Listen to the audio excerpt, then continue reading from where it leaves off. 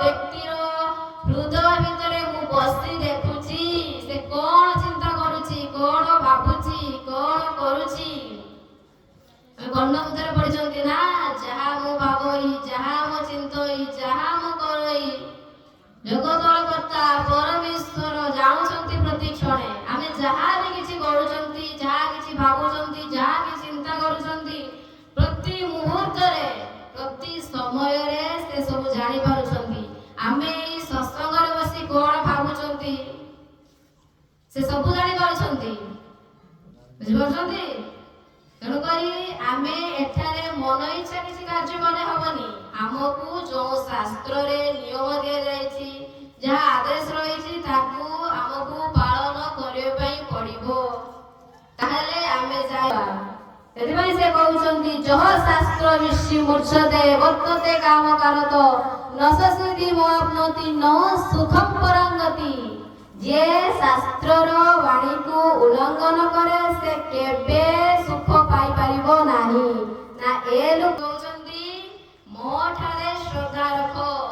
ଯିଏ ମୋ ଠାରେ ଶ୍ରଦ୍ଧା ନ ରଖେ ସେ ବାରମ୍ବାର ଏଇ ଜନ୍ମ ମୃତ୍ୟୁ ଚକ୍ରରେ ଘୁରି ଚାଲୁଥିବ। ପୁନରପି ଜନ୍ମ, ପୁନରପି ମରଣ, ପୁନରପି ଜନନୀ ଜଠରେ ଶୟନ।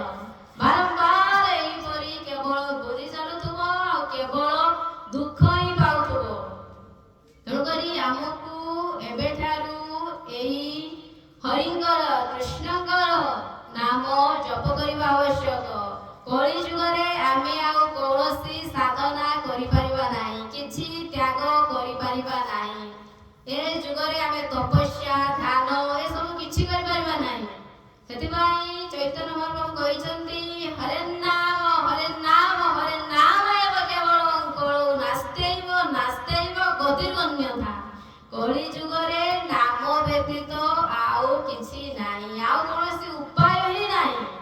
କାହିଁକି ନା ଏ ଯୁଗରେ ମଣିଷ କିଛି ସାଧନା କରିପାରିବନି। ଚେକା ବାଡ଼ି ଗୋଟେ ଘଣ୍ଟା ସେ ବସି ପାରିବନି। ହରି କଥା ଶୁଣୁ ଶୁଣୁ ନିଦ ଆସିଯିବ, ମନ ସ୍ଥିର ରହିବନି। ସେ କଣ ତପସ୍ୟା କରିବ, କଣ ସେ ତ୍ୟାଗ କରିବ, ସେ କିଛି କରିପାରିବ ନାହିଁ। ତେଣୁକରି ଏକମାତ୍ର ହରିଙ୍କର ନାମକୁ ଉଚ୍ଚାରଣ କରିପାରିବ, ଜପ କରିପାରିବ, ଏତିକି ହିଁ ସେ କରିପାରିବ।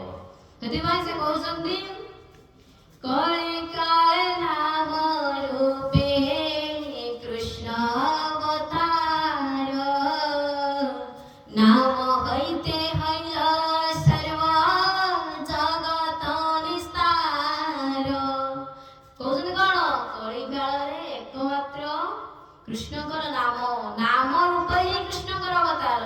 ନାମ ନାମୀ ଭିନ୍ନ ନୁହନ୍ତି। କୃଷ୍ଣ ତାଙ୍କର ସର୍ବ ଶକ୍ତିକି ନାମ ଭିତରେ ହିଁ ଦେଇଛନ୍ତି। ଜଣେ ନାମ କରୁଛି ମାନେ କୃଷ୍ଣ ସେଇଠାରେ ହିଁ ଉପସ୍ଥିତ ଅଛନ୍ତି। ତେଣୁକରି ଆମକୁ ଆଜି ପାଖରୁ ହରିଙ୍କର ନାମ ବାରମ୍ବାର ଅହର୍ନିଶ ସଦା ସର୍ବଦା ଉଚ୍ଚାରଣ କରିବା ପାଇଁ ପଡିବ। ତ କରନ୍ତୁ ଦେଖିବା। ହରେ କୃଷ୍ଣ କୃଷ୍ଣ କୃଷ୍ଣ